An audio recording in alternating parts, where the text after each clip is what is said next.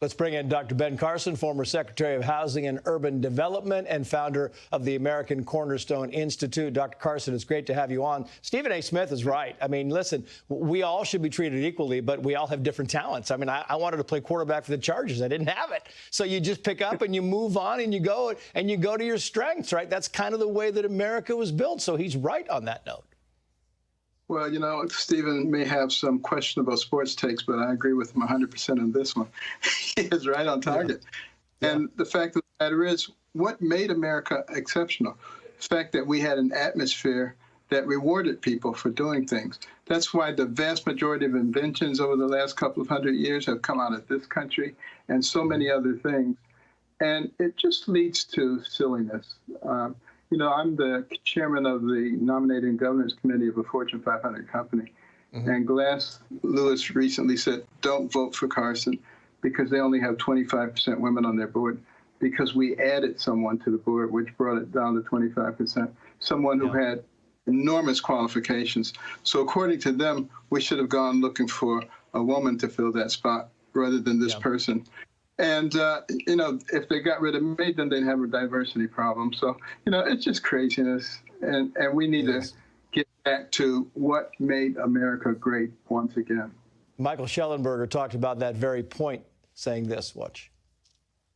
Meritocracy is necessary for civilization to function. There's a basic utilitarian need to be able to select people into different professions and different careers based on their ability and not on the color of their skin. The second part, though, of course, is just a more basic moral point, which is I think the vast majority of Americans still agree with Martin Luther King's I have a dream vision where we are a color-neutral society. We may never get to color-blind, but certainly color-neutral. I mean, we got to come back to that. I mean, schools getting rid of grades, Washington State getting rid of the bar exam. We cannot just continue to lower standards and hope that results are going to keep going up. Exactly. And, you know, when I was a youngster, my mother always emphasized that to me. And when she made me start reading books and I started reading about people of accomplishment, I came to the realization that the person who has the most to do with what happens to you is you. It's not somebody else. It's not some circumstance. And she always said, you can do whatever anybody else can do, except you can do it better. And that was something I always heard constantly growing up, what a difference it makes. And this equity stuff is garbage, quite frankly. It's equality of opportunity that we should offer to everybody. We've done that in the past, and it's served us well.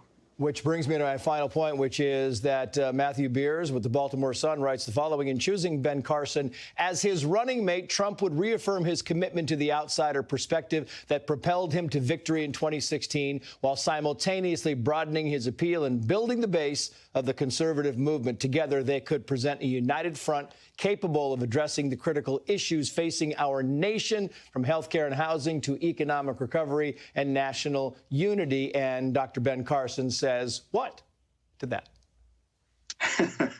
Well, we're going to do everything we can to get our nation back on track. I'll tell you that for sure.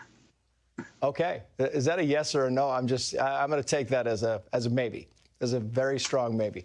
Dr. Carson, it's great to have you on, as always, and best of luck to you. And if this thing comes through, well, we will be in the wings applauding. All right. Sounds good. Thank you.